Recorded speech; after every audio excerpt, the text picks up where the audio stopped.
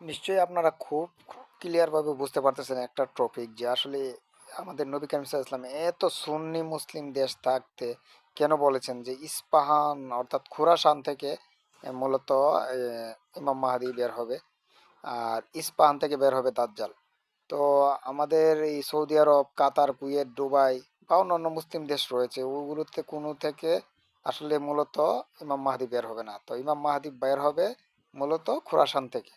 তো এখন আমরা দেশ- আরব দেশগুলোর দিকে তাকালেই বুঝতে পারতেছি যে কেন শেষ জামানায় ইমাম মাহদি খুরাসান থেকে বের হবে।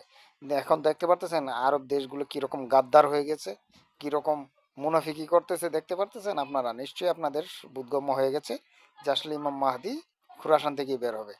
আর খুরাসান থেকে ইনশাআল্লাহ দিলা আফগান তালেবান ওই দিক থেকেই বের হওয়ার আশঙ্কা রয়েছে। তো আমরা সবাই আসলে এখন ওই দেশগুলোকে ফলো করা উচিত। আমরা যদি আরব দেশগুলোকে ফলো করি, তারা কিন্তু এখন বিভিন্ন অপকর্ম নিয়ে ব্যস্ত।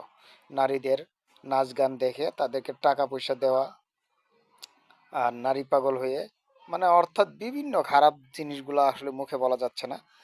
তারা আসলে এখন বর্তমানে বুক বিলাসে ব্যস্ত।